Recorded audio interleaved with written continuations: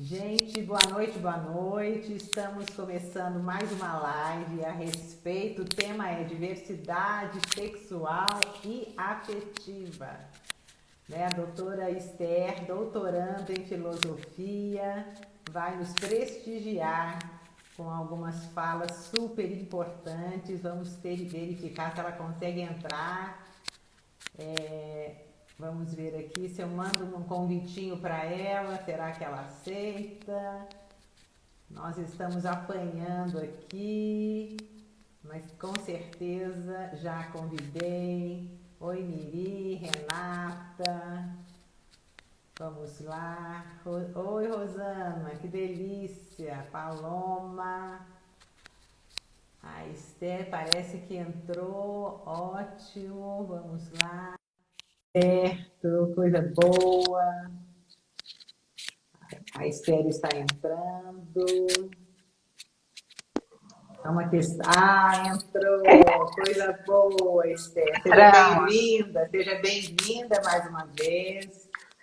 E estava dizendo, né, do quanto que você se dedica para estudar essa temática da sexualidade, principalmente dentro de uma perspectiva, gente, fenomenológica e existencial. Então, essa perspectiva fenomenológica e existencial, ela vai atrás da vivência subjetiva do indivíduo. É o indivíduo, como é que ele vivencia o próprio corpo. Então, como é que o travesti, por exemplo, vivencia o próprio corpo? Como é que um transgênero vivencia o próprio corpo? Será que é porque eu tenho uma vagina que eu sou mulher? Na minha vivência afetiva? Então, essas questões vão ser respondidas. Algumas pessoas já falaram, olha, meu marido, de repente, ele tem prazer anal. Será que por isso ele é menos homem? Então, como é que a gente anda quantificando o ser homem, né, e o ser mulher? Então, quero agradecer, Esther, você que se dedica a estudar isso no seu doutorado, né? Queria que você se apresentasse e que a gente começasse, né? Inclusive respondendo essas perguntas, será que é menos homem? Como é que é essa vivência, né? Como é que você compreende tudo isso? Virgínia, primeiro, muito obrigada pelo convite e por a gente estar tendo essa oportunidade de compartilhar, desde a semana passada, essas lives tão maravilhosas, discutindo temas tão interessantes, né? E eu sou doutoranda em filosofia, eu faço uma pesquisa sobre fenomenologia da sexualidade, que é bem em cima dessa perspectiva que a gente está apresentando, de, né, uma perspectiva existencial e fenomenológica para compreender, para estudar, para experienciar a sexualidade. E eu fiz mestrado em método fenomenológico e tenho muitos anos de trabalho com grupos sociais, junto com a doutora Mariluza Terra, no Hospital das Clínicas, nossa querida doutora Mariluza, que faleceu ano passado, do projeto Transsexualidade do Hospital das Clínicas, voluntária, participante do projeto, de vários e vários cursos sobre o assunto, pesquisa sobre o assunto, participo do grupo de Gênero e Sexualidade da UFG, o grupo Sertão, né, que é o grupo de pesquisa e extensão em Gênero e Sexualidade da Universidade Federal de Goiás. Então, assim, tenho muitos anos que eu já trabalho com a temática e tenho conhecimento e sempre aprendo cada vez mais. Tive já a oportunidade tanto de conhecer como de conversar com pessoas de diversas vivências sexuais, de aprender com todas elas, e eu creio que esse método fenomenológico, essa perspectiva existencial, né, que está tão relacionada também com a Gestalt, nos ajuda bastante a nos relacionar com o outro e a compreender a sexualidade de uma forma vivencial e concreta, real, né, digamos assim, e não de uma forma fantasiosa ou a partir de preconceitos, preconcebimentos. Nós temos que olhar para a sexualidade como ela realmente é, e não como nós achamos que ela deveria ser. E aceitar a sexualidade como ela é, como ela se manifesta, significa nos aceitar. Aceitar nós mesmos. E acolher e aceitar o próximo, a próxima também. Por isso que é importante, né, a psicoterapia, Porque Muito. muitas vezes as pessoas acabam negando as suas sensações, né? As sensações que o seu corpo, na intimidade, lhe revela, né? Porque o ser, ele é sexualizado. E é na vivência com o outro, no encontro com o outro, que as nossas sensações vão se manifestando. E muitas pessoas têm medo dessas sensações, né? E aí Sim. sentem, mas em função dos papéis sociais, acabam reprimindo essas vivências. Não sei se acontece isso com você. É importante você pegar um papelzinho e uma caneta e ficar atenta, né? Então, por que isso acontece, né? De repente, as pessoas negam essas vivências sexuais em função dos papéis. Por onde você quer começar a responder? Tem a outra perguntinha lá, meu marido sente prazer anal. Sim, essa é Como boa. é que você gostaria de começar a explicar, Esther? Eu acho que tem dois elementos importantes para a gente falar, né?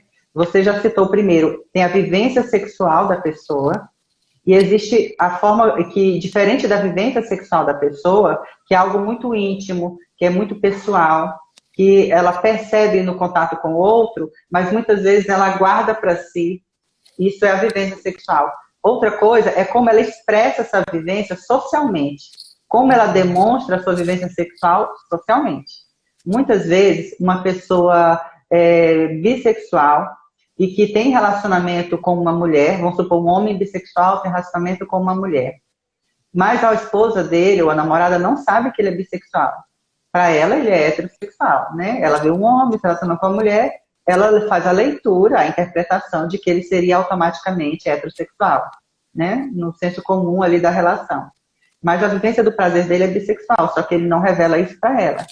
Socialmente, os dois são um casal e se apresentam para a sociedade como um casal heterossexual. Então, assim, como você vai expressar a sua vivência sexual? Socialmente é uma coisa, e como você de fato a vivencia no seu prazer, ali entre as quatro paredes, é outra história. Então, assim, existem pessoas que se sentem confortáveis expressando socialmente a sua vivência concreta e real, como ela realmente funciona. Mas existem outras pessoas que não se sentem confortáveis expressando socialmente a sua vivência de prazer sexual e afetivo. Então, existem pessoas que não se sentem confortáveis. Por quê? Pode ser por causa do contexto social, do preconceito, da cultura em que ela está inserida.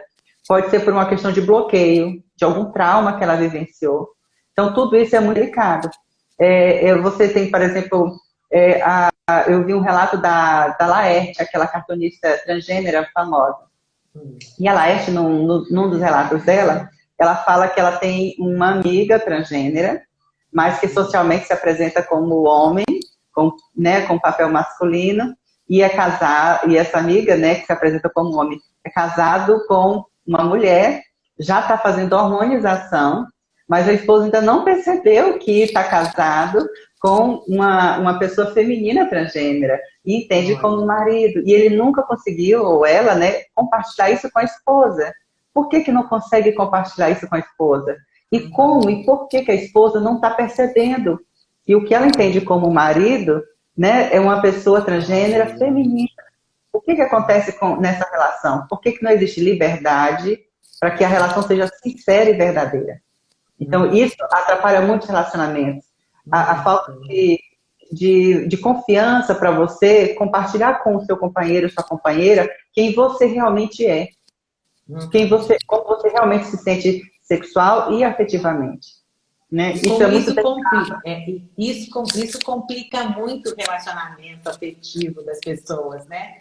E gera muita eu já atendi muitos casais, né? Que ele, por exemplo, não assume que a vivência dele, né, passa um pouquinho pela bissexualidade e coloca toda a responsabilidade nela, dizendo isso acontece sua causa, gente, mas isso assim, dói em mim, né, de alguma maneira, verificar aquela mulher sendo sacrificada, porque o parceiro, no caso específico, ele não consegue assumir a sua vivência sexual. Então, ele nega a sua vivência, mantém esse papel social e responsabiliza a esposa. E às vezes a esposa fica louca. Ela vai ali, faz uma plástica, ela emagrece, ela faz terapia. E quando ela acha que ela tem culpa. novamente, ela acha que ela tem culpa. Então, eu acho que é muito importante, né, a gente começar a compreender essa dimensão, porque a responsabilidade está na limitação do outro em assumir a própria vivência sexual. É muito comum isso, né? É verdade. Você tocou num ponto super importante. Eu queria distinguir aí no ponto que você falou duas situações. A situação em que a pessoa realmente tem uma vivência bi ou pansexual e constitui socialmente uma relação hétero, e a situação em que a pessoa é de fato homossexual e mesmo assim constitui socialmente uma relação hétero. Nas duas situações, o que eu considero como o que seria eticamente correto, né? Se a gente vai falar em ética, né? E seria a pessoa ter a liberdade e a confiança de compartilhar com o parceiro ou com a parceira a sua vivência sexual. Os dois não precisam socialmente transferir para a sociedade, para a expressão social, essa vivência necessariamente. Não necessariamente. Mas na intimidade do casal, na cumplicidade daquela relação, e para que a relação seja saudável, é importante que isso seja compartilhado. Até para que o parceiro ou a parceira possa escolher conscientemente se quer continuar a relação de um modo saudável, equilibrado, reconhecendo e aceitando o outro como realmente é, ou não. O que eu acredito que nos relacionamentos, se a gente fosse pensar de forma muito, muito positiva, só de 20% a 30% existe esse diálogo, ou o parceiro ou a parceira tem consciência da vivência real e o que a gente fala de vivência originária da sexualidade da outra pessoa. Na maior parte dos relacionamentos, principalmente os relacionamentos que socialmente são considerados heterossexuais, eu diria assim, no 70% dos relacionamentos, essa transparência não acontece, esse diálogo não acontece. E acaba que, geralmente, o homem, não sempre, mas na maior parte das vezes, o homem, ele mantém uma vida dupla e a esposa se sente culpada porque o relacionamento não funciona, ou a namorada, porque o relacionamento não evolui. Aí vai tendo, às vezes, aqueles namoros longos demais, ou então aquele casamento truncado, e que um não tem liberdade para ser verdadeiro com o outro. Sempre existe uma barreira, um limite. Qual é a barreira? Ter o diálogo franco e verdadeiro sobre a real sexualidade das pessoas envolvidas ali. Para que elas possam escolher estar ou não naquela relação. Porque uma coisa é amar, outra coisa é você estar junto com o ser amado. Nem sempre a gente vivencia uma relação afetiva com a pessoa que a gente realmente ama. Isso acontece, às vezes as circunstâncias nos impedem de viver aquele relacionamento. Mas você precisa ter a consciência da situação para fazer sua escolha.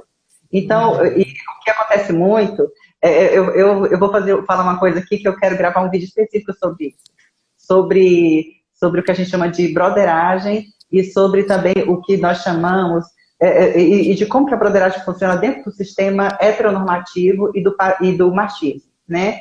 No sistema machista e dentro da heteronormatividade, os homens conseguem o poder na sociedade e o controle sobre o poder social dominando as mulheres.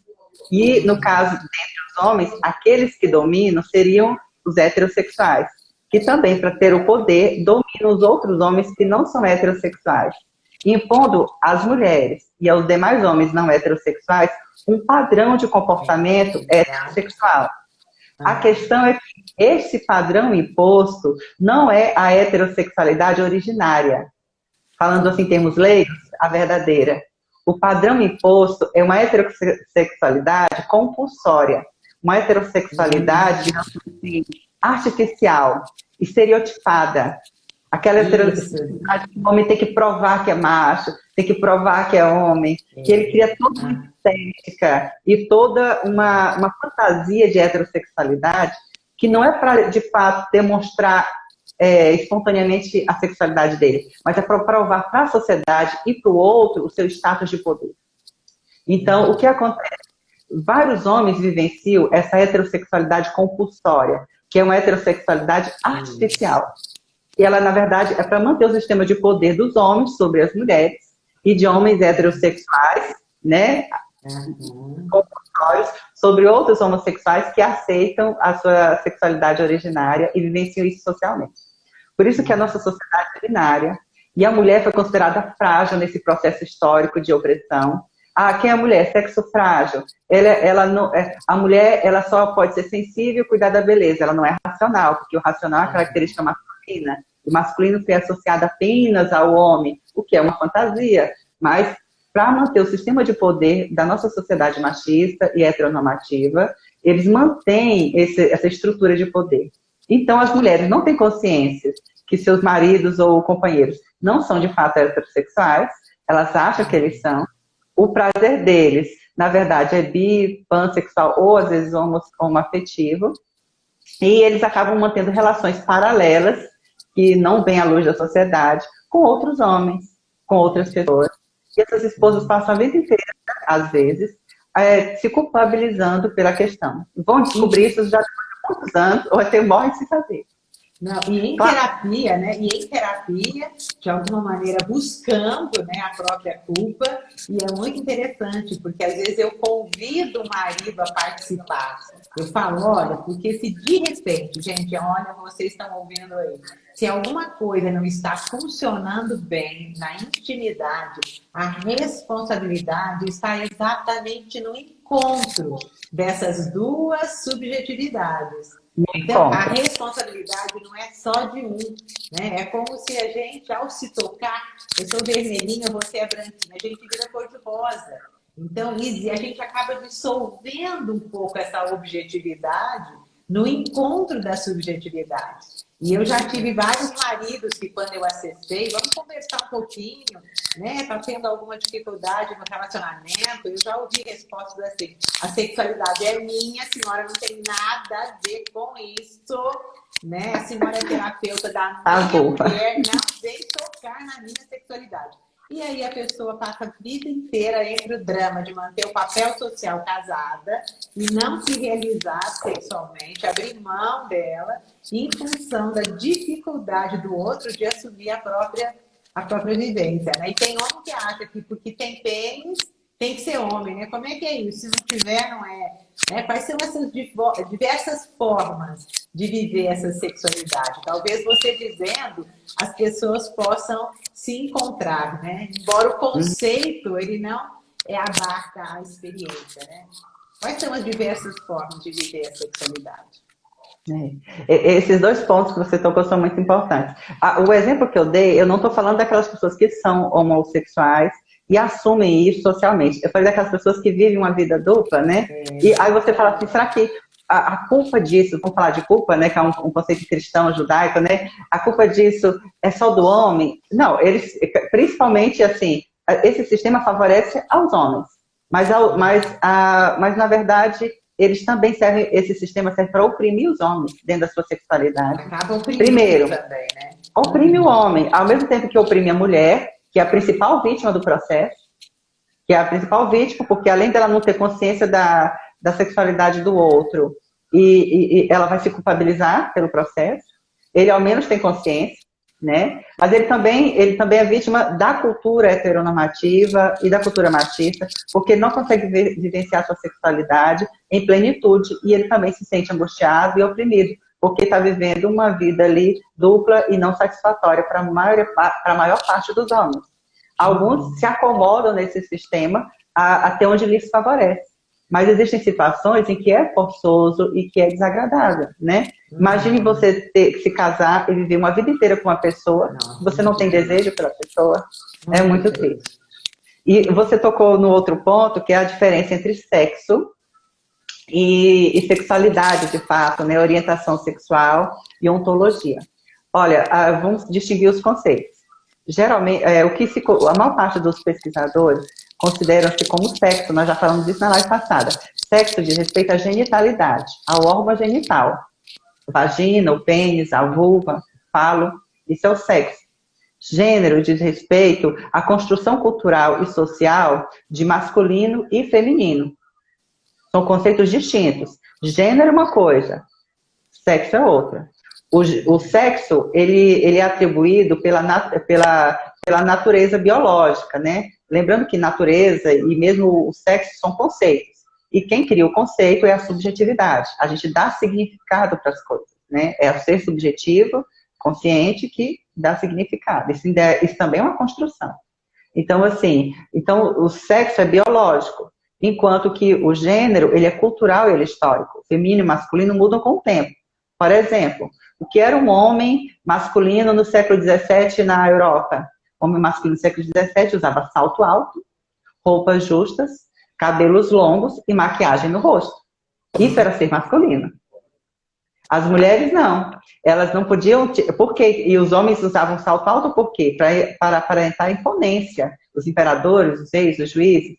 Até recentemente, os juízes usavam aqueles cabelos longos, cacheados.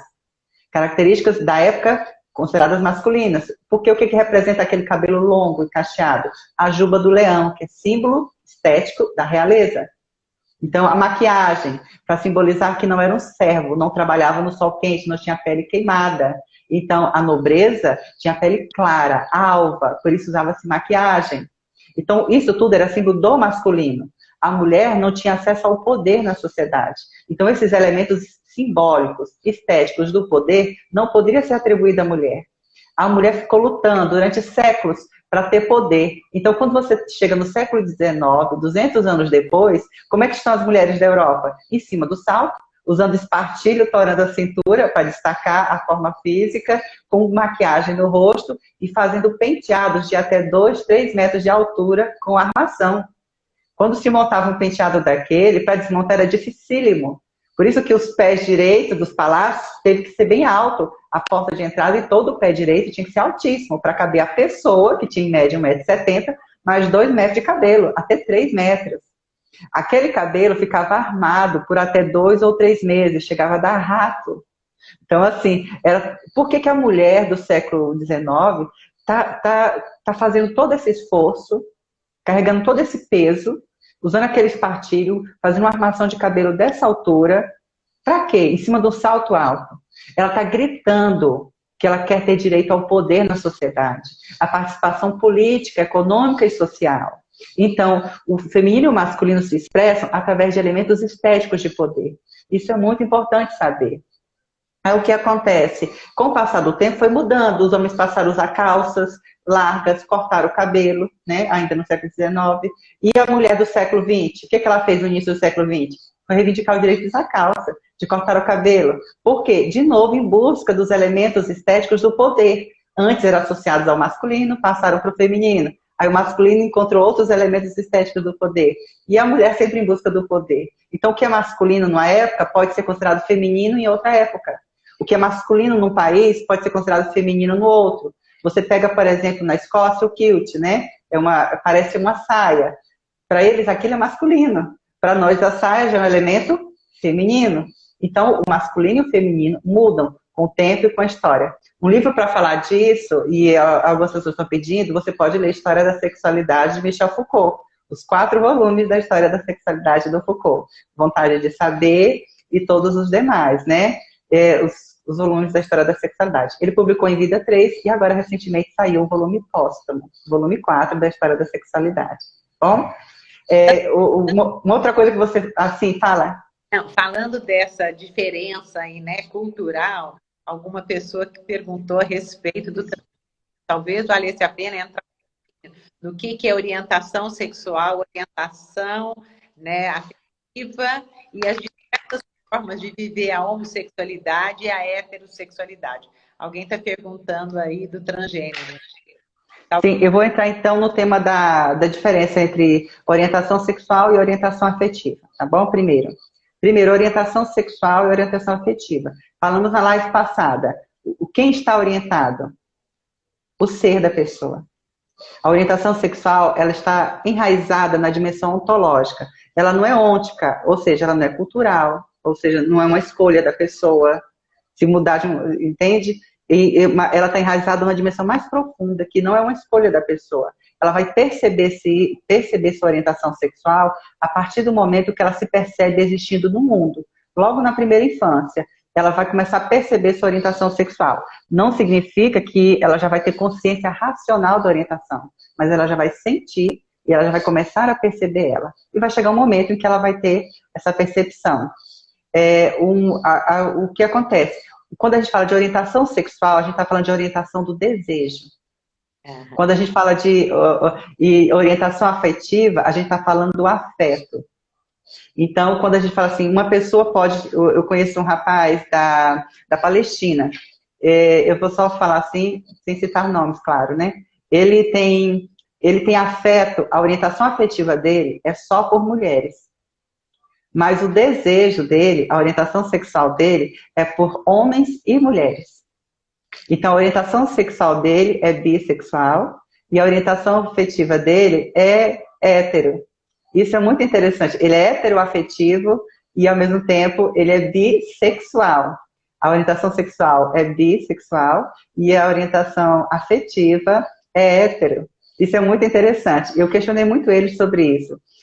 Claro que eu questionei também para saber sobre se isso não era uma questão da cultura dele, que às vezes o padrão tão fechado da cultura muçulmana, se isso não impedia ele de vivenciar, né, o afeto com homens. E ele, muito tranquilo, me falou que não, que nunca aconteceu. Talvez seja um processo. Agora, o que será que a gente... isso é simplesmente algo que é humano, né? Eu questionei alguns professores pós-doutores, amigos meus, alguns dias sobre isso.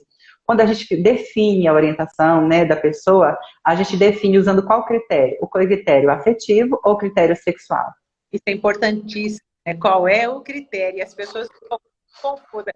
Tem gente dizendo que nunca havia pensado e que achou bizarro. É porque as pessoas não têm consciência disso, que a vivência sexual é algo muito plural e diversa. E a gente tem a mania de querer pautar o outro pela nossa medida. Eu tenho uma vivência sexual X, uma orientação sexual X, eu vou querer generalizar isso para os outros. Não é.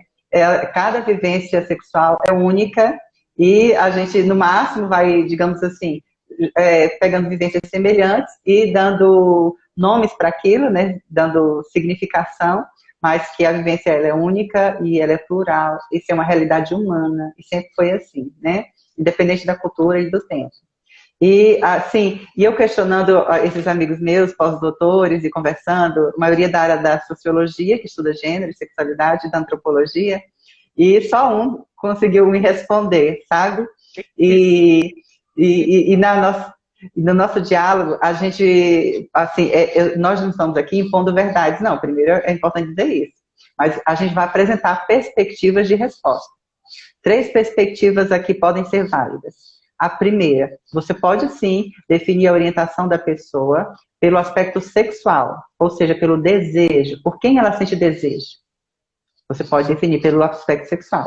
Outra possibilidade, que é a segunda, é você definir a orientação da pessoa pelo aspecto do afeto, pelo aspecto de por quem ela se apaixona, por quem ela se envolve e se enlaça amorosamente. Você pode definir por aí. Mas para mim e para outros pesquisadores que eu vi e que eu já li, e para esse amigo meu que compartilhou comigo também a perspectiva dele, a gente define a orientação quando existe a junção dos 2 elementos, tanto afetivo quanto sexual. Então, quando você tem uma pessoa que tem desejo e afeto por um tipo de ser humano, ou por 2, ou por 3, ou por mais, aí você vai definindo qual é a orientação de fato dela, né? Então, isso é muito importante. A orientação, ela pode ser, digamos assim, delineada quando existe a junção entre desejo e afeto. Se um homem sente desejo e afeto apenas por mulheres, a gente diz que ele é heterossexual. Se ele sente desejo e afeto por outros homens, homossexual. Se ele sente desejo e afeto por homens e mulheres, ele é bissexual. Se ele sente desejo e afeto por homens, mulheres e seres transgêneros, pessoas transgêneras, ele é pansexual, né? Por 3 ou mais. E assim, por pessoas travestis. Então, ele pode ser pansexual. Agora, por exemplo, vamos supor, isso é importante falar. Quando a gente fala de pansexualidade, a gente está falando de 3 ou mais. Vamos supor que a pessoa só sinta desejo por pessoas... vamos pegar o exemplo do homem, né? Ele é um homem e só sente desejo sexual por pessoas travestis. Se ele só sente desejo por pessoas travestis, ele está sentindo desejo por um único tipo de pessoa diferente da vivência dele. Então, ele é um tipo de heterossexualidade. Ele não é bissexual nem homossexual. É uma heterossexualidade diferente daquela heterossexualidade que é socialmente reconhecida como se fosse o padrão, né? Que é um padrão artificial. Hétero significa por uma, diferente da sua vivência ontológica. Bi, o nome já diz, por duas. E a partir de 3, pansexual. Isso, então parece que né? Ela perguntou da questão da pansexualidade. Então, o desejo, né, a orientação afetiva quanto sexual podem ter uma coerência, né? Podem não ter essa coerência. E é podem não ter. Coerência que as pessoas se perdem e acabam tentando enquadrar-se num determinado conceito, que é o que a gente sempre está falando, o conceito não abarca a vivência. E a questão do gênero, como é isso, né? Como é que você... O transgênero. Ao transgênero. É muito importante salientar isso. Será que será que a vivência afetiva e a sexual é diferente por quê? Porque a pessoa ainda não se reconheceu, ainda não fez um processo de auto-reconhecimento de si, ou será que é porque, de fato, a vivência dela é diferente, né? Isso é importante a gente salientar e ter esse cuidado em observar. E não já fechar um padrão de comportamento com base em um estudo que verificou 100 pessoas, sendo que a humanidade tem 7 bilhões e 500 bilhões, né? Então, a gente precisa ter esse olhar aberto para a manifestação originária e verdadeira de cada fenômeno que chega até nós, né? E olhar isso com critério, com rigor científico, e não com achismos ou preconceitos religiosos ou culturais, né? Sobre uma pessoa dizendo que ela é assexual, homoafetiva. Ela é assexuada? Homoafetiva, isso. Homoafetiva. Sim, é possível.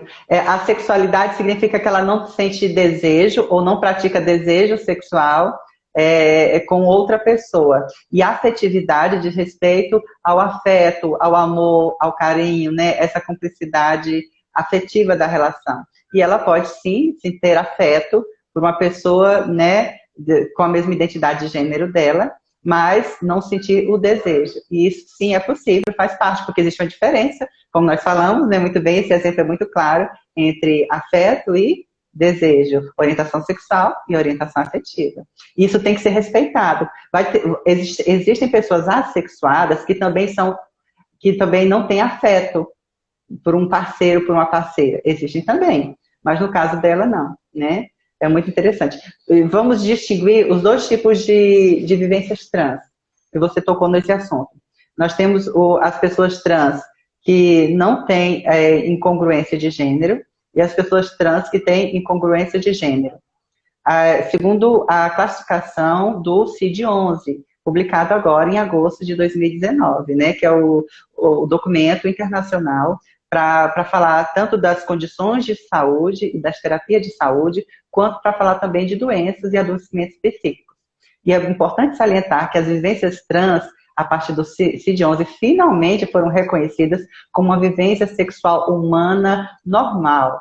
Elas não são formas de adoecimento psíquico, não são transtornos, como antigamente se considerava por ausência de conhecimento científico sobre o assunto. Não são nem transtornos, nem disforias.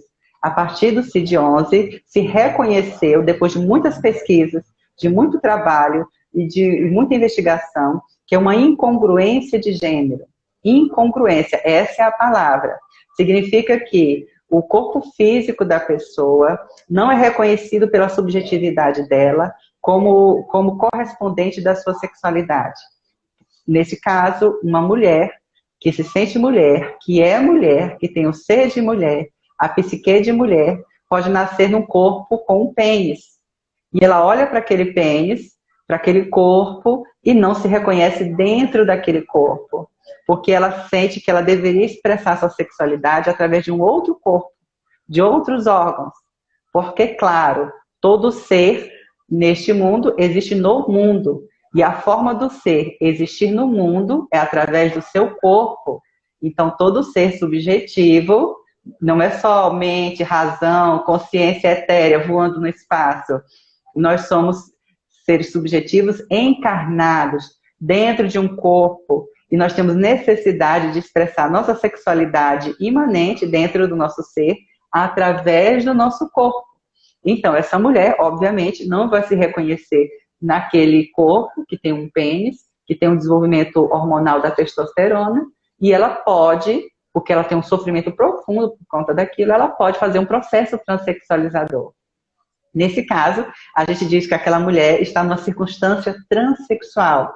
Na circunstância transexual, a pessoa ela não sente o sofrimento psíquico profundo, não só com a aparência estética do corpo, com os elementos secundários, no caso, com o desenvolvimento das mamas ou dos pelos.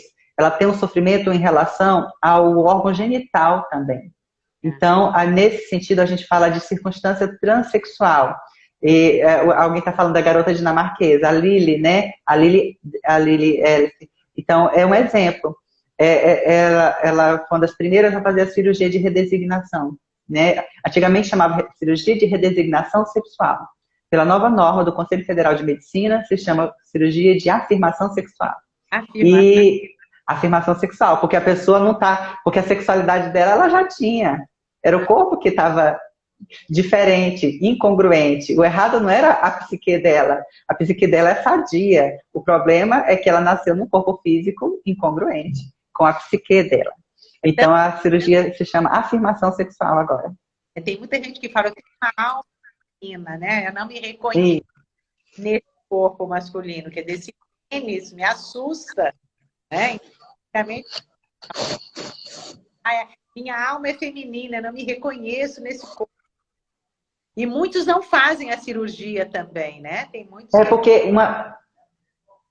uma pessoa transexual, não necessariamente ela vai fazer a cirurgia, né? Porque existe o contexto social em que ela está inserida, existem as relações familiares dela, a cultura, os preconceitos. Será que ela consegue enfrentar tudo isso? Será que ela está preparada para enfrentar tanto os limites físicos do corpo dela, as possibilidades da cirurgia não dar certo, quanto o contexto social? Porque uma pessoa trans no Brasil, ela é tratada com extremo preconceito ainda, infelizmente. Ela é excluída do mercado de trabalho, na maior parte das oportunidades. Ela é excluída do mercado de trabalho. As leis de ações afirmativas no Brasil para acesso à educação superior não incluíram pessoas trans, incluíram negros, indígenas, pessoas deficientes, quilombolas, mas as pessoas trans foram excluídas, e são as pessoas mais excluídas da nossa sociedade, e elas foram excluídas, inclusive, da lei de ações afirmativas. Porque o Congresso Nacional, muito machista, né, e por influências religiosas arcaicas, não incluiu essas pessoas. Uma pessoa trans no Brasil hoje, o Brasil é o país que mais mata pessoas trans no mundo inteiro. 50% de todos os assassinatos de pessoas trans no mundo todo acontecem no único país, e se chama Brasil. Deus, não sabe. 50% de todos os assassinatos do mundo acontecem no Brasil. O Brasil é o país mais violento no mundo inteiro com pessoas trans. E é o país mais violento com todo ser humano também, mas com pessoas trans especificamente. E diferente de outras pessoas do Brasil que quando morrem assassinadas, morrem com uma facada, um tiro, uma pessoa trans, quando ela morre num ritual de crueldade. Geralmente o que acontece? Os algozes, que geralmente são 2, 3, 4 pessoas, é sempre um grupo, pegam uma única pessoa trans, espancam ela, estupram, muitas vezes cortam os dedos, as orelhas e todas as partes que estão externas ao corpo, elas são cortadas, às vezes o órgão sexual também é cortado, e geralmente essas pessoas são apedrejadas em público, não é escondido, apedrejadas em público. Em muitas situações, como o caso de Dandara, em Fortaleza, ela foi carbonizada, queimada no meio da rua também. E essas pessoas ainda filmam isso e postam na internet pensando que não serão punidas, porque na cabeça dessas pessoas, desses monstros, aqueles seres não são humanos, seriam menos do que eles. Isso tudo faz parte desse sistema opressor e violento do machismo e dessa heterossexualidade compulsória, que não é a verdadeira heterossexualidade. É uma heterossexualidade falsa, que pessoas mal resolvidas sexualmente, quando olham para o outro e se reconhecem e não querem aceitar isso, fazem o que com esse outro? Muitas vezes agridem, violentam. Isso é muito triste. E é muito triste saber que isso acontece no Brasil. E para finalizar esse tema, né, específico da violência, e só para citar um dado atual, o Brasil, esse ano, 2020, cometeu 40% a mais de assassinato de pessoas trans do que em 2019.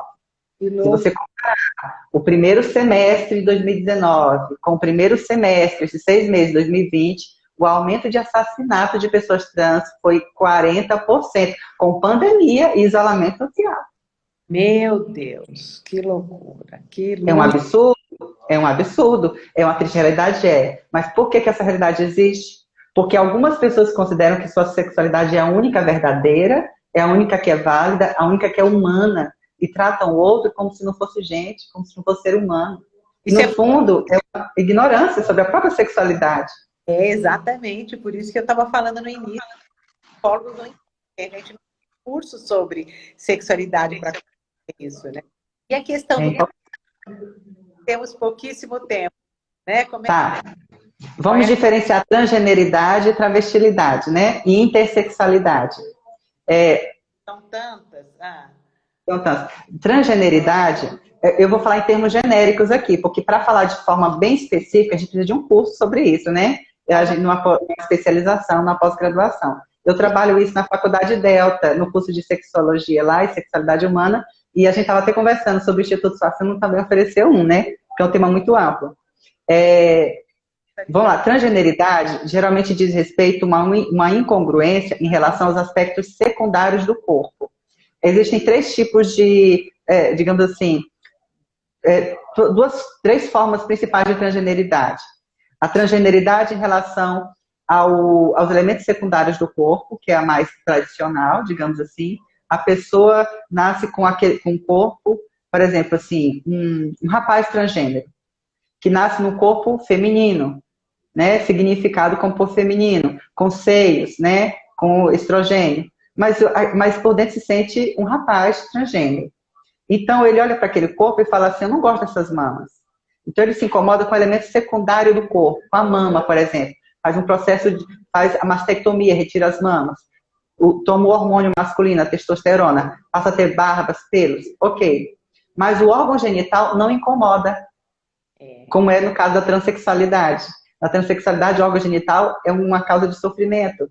Já para a pessoa transgênera, o órgão genital não incomoda. Uma pessoa transgênera pode ter relações sexuais com o órgão genital que nasceu, e um homem transgênero pode, inclusive, engravidar, ter filho, e a gente tem alguns casos no Brasil, e na Argentina ficou muito famoso um caso de um rapaz transgênero, que nasceu num corpo feminino, fez todo o tratamento com o hormônio masculino, passou a ter toda aquela estética masculina, de como ele se reconhecia.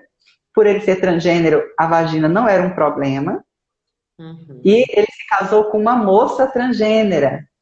A moça transgênera, toda feminina, mas tinha nascido, claro, com o corpo masculino, fez todo o tratamento. E por ela ser uma moça transgênera, ela com seios, cabelo lindo, maravilhoso, mas ela não tinha problema com o órgão genital dela. Ela tinha o pênis. Os dois tiveram relação sexual e o homem engravidou da mulher. E tiveram um lindo bebê, né? Então, a diferença é o cômodo do órgão sexual, né? Quer dizer, pode não incomodar no caso do tratamento. No caso da travestilidade, é porque a travestilidade, existe o conceito epistemológico de travestilidade e ontológico, e existe o conceito social que se faz. O uso social nem sempre é um uso rigoroso, nem sempre é um uso científico, muitas vezes é um uso muito de senso comum, né? O que significa epistemologicamente é travestilidade. Travestilidade, epistemologicamente, pela raiz ali da palavra, significa mudança de vestes, roupas e acessórios. É isso. Quando, por exemplo, uma pessoa ali com corpo masculino veste roupas femininas, acessórios, etc., está se travestindo. Um homem no carnaval que se veste com roupas femininas, põe um salto, um batom e vai para um bloco de carnaval, está se travestindo. Só que tem vários tipos de travestilidade. Tem travestilidade que é só num período do ano, como no caso do carnaval. Tem travestilidade que acontece só à noite. Tem travestilidade que é o tempo todo. Tem travestilidade que é cíclica. Tem gente que vive a travestilidade durante 5 anos. depois fica 5 anos, retorna para a designação de gênero anterior, depois volta. A travestilidade está nela, mas ela manifesta ela ciclicamente. Então, tem vários tipos de manifestação da travestilidade. Então, travestilidade, epistemologicamente, significa essa mudança de roupas e acessórios em relação aos padrões de gênero. Agora, muita gente vai usar a palavra travestilidade para se referir também às pessoas transgêneras, porque esse foi um uso social, não é um uso epistemológico, ontológico, é um uso social, em que muitas vezes uma pessoa transgênera é chamada de travesti. E, inclusive, na política pública de saúde, a gente não diferencia. Se você pega a política pública de saúde LGBT, eles não diferenciam, tratam como conceitos abertos. Porque no uso social, do senso comum, muitas vezes uma pessoa transgênera é chamada pelos outros como travesti, de uma forma como se fosse algo negativo, inclusive, né? Porque eu vi muito tempo, e ainda há, infelizmente, uma associação da travestilidade com a prostituição, porque pessoas trans geralmente são muito excluídas da sociedade, as famílias expulsam de casa, a escola também expulsa pessoas do ambiente escolar, e a única forma de sobrevivência de algumas pessoas é a vivência da prostituição. Ela não está roubando ninguém, não está matando ninguém, está usando o que é seu corpo é uma profissão, mas ela é criminalizada, ela é discriminada. O que acontece? Então, essa palavra, ela foi, digamos assim, ela foi muito prejudicada com o tempo, e pelo preconceito social. Então, existem hoje, a gente agora está vivendo um momento, então muita gente que era travesti, por exemplo, não queria usar a palavra travesti, e muita gente começou a tentar higienizar essa palavra. Mas agora está tendo um movimento oposto, os movimentos sociais estão resgatando essa palavra. Uma forma de dizer assim, espera lá, não é nada de errado, né? Ser travesti é uma identidade de gênero, ser travesti é uma vivência sexual, e a gente tem que respeitar isso. Né? Isso é muito, muito importante. Que cada vivência sexual seja respeitada. Para finalizar, eu vou falar de intersexualidade, bem rapidão. 7 minutos só, hein? 7. Quanto? 7, tá. Intersexual é uma pessoa que antigamente se chamava hermafroditismo, mas só que a gente não usa mais esse termo antigo, se usa agora a palavra intersexualidade. Na intersexualidade, a pessoa tem uma formação cromossômica ou nas gônadas sexuais, tanto do órgão sexual masculino, digamos assim, nem é bom usar essa palavra masculina, do órgão do pênis e da vagina. Vamos usar esse termo que é mais correto. Ela tem a formação ali nas gônadas dela, sexuais, tanto do pênis quanto da vagina. Essas gônadas, geralmente, a pessoa quando está na 4ª até a 8ª semana de gestação, ela tem uma única gônada, essa chamada gônada primária. Significa que o bebê naquela fase, ela não tem nem vagina nem pênis. O órgão genital não está definido. A pessoa não tem a definição. E a partir ali daquele período que vai entre a 4ª e a 8ª semana, esse órgão sexual vai começar a se definir. Aquela gônada dela, que tem naquela gônada as duas possibilidades, né? Ela tem os 2 canais ali, um daqueles canais vai se desenvolver. Ou vai se transformar num pênis, ou vai se transformar numa vagina. E acontece que, às vezes, a pessoa nasce pode nascer na parte externa do corpo com um pênis dentro de uma vagina, que é o chamado hermafrodita verdadeiro, né? Como se existisse um conceito de verdadeiro para isso. Ou ela pode nascer na parte externa um órgão e por dentro o outro órgão. Por exemplo, a pessoa nasce com um pênis externamente, mas internamente ela tem o aparelho reprodutor feminino. Ela tem as trompas, o ovário. Então, é uma outra forma de intersexualidade. E o oposto também acontece. Uma pessoa que tem uma vagina externa, por dentro tem os testículos escondidos dentro do corpo. Isso também ocorre. Então, são formas que nós chamamos de intersexualidade. Nossa, Esther, 4 minutos só. Alguém está perguntando aí. Live. Vamos organizar a terceira para o mês que vem, né? Nós estamos pensando nisso, já para a gente lançar um curso pelo Instituto Suassuna, né? Que a gente está conversando, porque as pessoas têm uma sede muito grande de compreender as próprias vivências. E a gente está resgatando, através dessa perspectiva fenomenológica, social, né? É a única forma, né, Esther, eu acho que é para a gente compreender a vivência dentro dessa perspectiva que a gente falou na primeira live, da epoquê, que é uma ferramenta da fenomenologia. A gente abre mão de tudo que a gente já viu para que a gente possa se deparar com aquilo que está diante de você. O que é pior que, às vezes, nem a gente mesmo se depara quando a gente olha no espelho com a própria vivência. E é super interessante, porque a nossa vivência também não cabe no nosso conceito. Então, eu queria agradecer muito vocês que estão aí, né, acompanhando de pertinho, dando força para a gente. Agradecer a Esther demais. Né? Eu sei que ela tem um monte de coisa para fazer, dedicou a essa live. Daqui um mês você não me escapa, em agosto. Viu? Eu tenho que te pegar, é ao vivo mesmo. As perguntinhas na caixa. Alguém perguntou se a gente iria responder. Gente, tem um monte no meu computador que não deu, é porque eu faço mais, né? Mas continue mandando as perguntas. Eu tenho e-mail, batepapo.com, e aí fala um pouquinho, né? Fala o seu e-mail, manter em contato com você. E a gente vai. Então, primeiro, assim, agradecer a todas as pessoas maravilhosas que estão nos acompanhando, que acompanharam hoje a nossa live. Obrigada a todas as pessoas que acompanham desde a semana passada, da live anterior. Muito obrigada, de coração. É muito gostoso ter vocês, poder interagir, responder algumas perguntas que a gente pôde, né? E saber que vai ter mais momentos assim maravilhosos. Um outro recadinho é que as nossas lives da semana passada e a dessa semana eu vou postar no meu canal do YouTube, o canal Segredos de Vênus.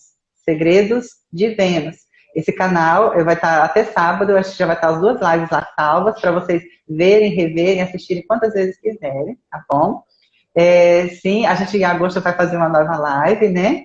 E vai ficar salvo aqui no meu Instagram, tá? Logo, também no Instagram da Virgínia. E também fala assim, ó, meus contatos.